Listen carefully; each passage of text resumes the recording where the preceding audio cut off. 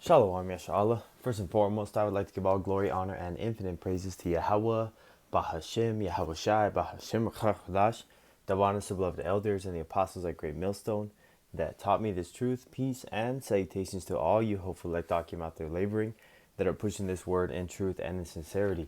This is your brother Amar from the GMS Boise, Idaho camp, and this lesson is inspired, based on this picture that I'm showing you. And this is the third effigy, and I'm going to bring some scriptures on what is happening right now, according to prophecy, which is these nations getting riled up for this third world war, and the veil is being lifted. Esau is being exposed. The skirt is being lifted. His nakedness is being shown to the world.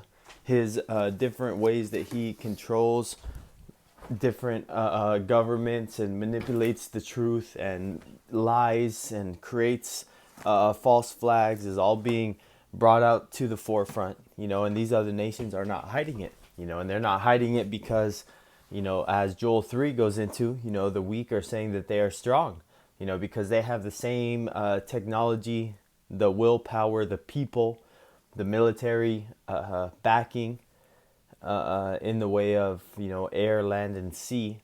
Not just Esau has those capabilities. And most importantly, the nuclear ICBMs. So these other nations are now openly condemning these different satanic rituals. And this is Iran put up a giant banner of Baphomet controlling Trump, Netanyahu, Salman, and Epstein. And so these are the so-called Western powers, because Salman is just another puppet of Esau, controlling different Saudi Arabian families, the oil, United Arab Emirates, etc.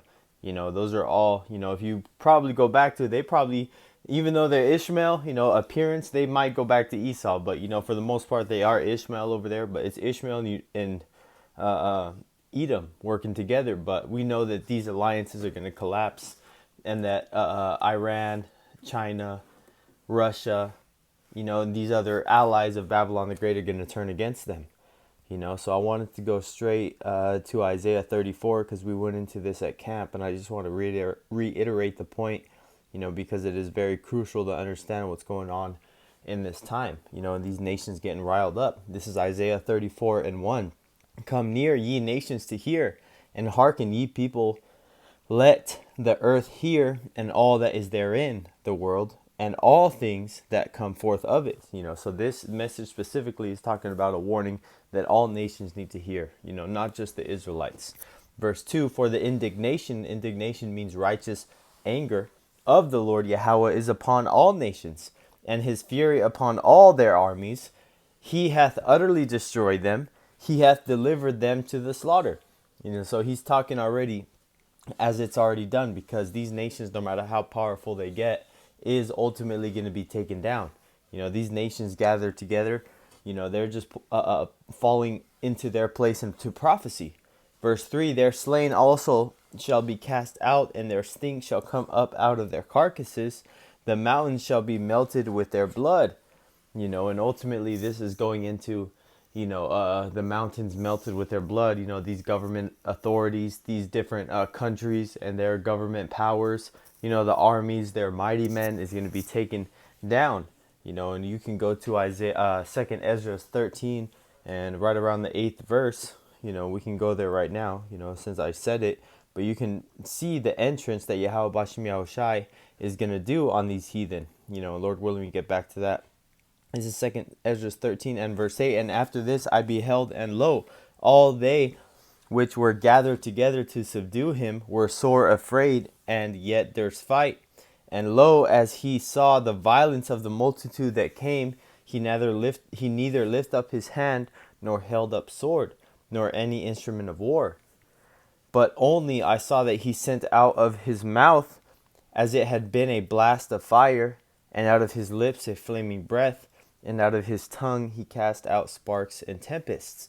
And these are future weapons, because they're saying that he didn't see any sword or instrument of war that they were used to seeing.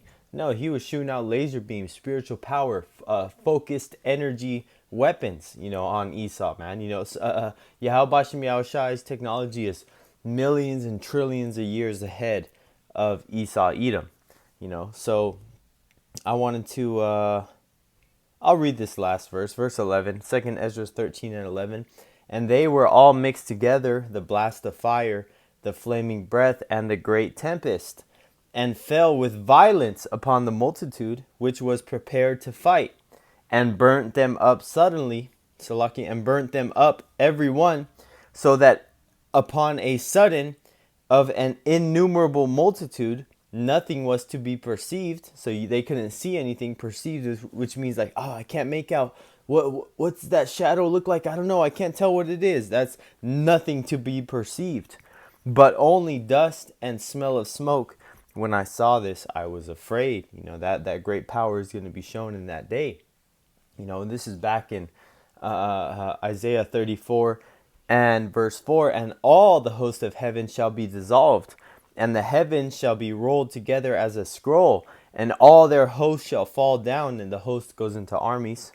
As the leaf falleth off from the vine, and as a falling fig from the fig tree. For my sword shall be bathed in heaven. Behold, it shall come down upon Idumea. And Idumea is a Greek word to say Edom, Esau, Edom, so-called self-proclaimed white man. And upon the people of my curse to judgment. And the people of the curse are Esau, Edom, being marked with that mark of the curse of leprosy all the way back when they were the Cain, from the spiritual descendants of and physical descendants of Cain. We went into that, and you can go to Genesis 14 and 4 that goes into that this man is that mark of judgment. And I'm going to read verse 6, and then I'm going to go to Genesis 4 and 14 to show you again that judgment is rested upon Cain, Esau, Edom, and their descendants, which if you can receive it spiritually are the same. Verse 6, the sword of the Lord Yahweh is filled with blood. It is made fat with fatness, and with the blood of lambs and goats, which are sacrificial animals, with the fat of kidney of rams. For the Lord Yahweh hath a sacrifice in Bozrah, a capital city of the Edomites, and great slaughter in the land of Idumea. And the land of Idumea in this present time, is the land of America, Babylon the Great, as well as Western Asia, which is known as Europe. But mainly, the main destruction is going to go down here in Babylon the Great. So I'm going to go to Genesis 4 and 14, like I referenced, going into the mark of Cain. This is Genesis 4 and 14. Behold, thou hast driven me out this day from the face of the earth, and from thy face shall I be hid, and I shall be a fugitive and a vagabond in the earth. And it shall come to pass that every one that findeth me shall slay me.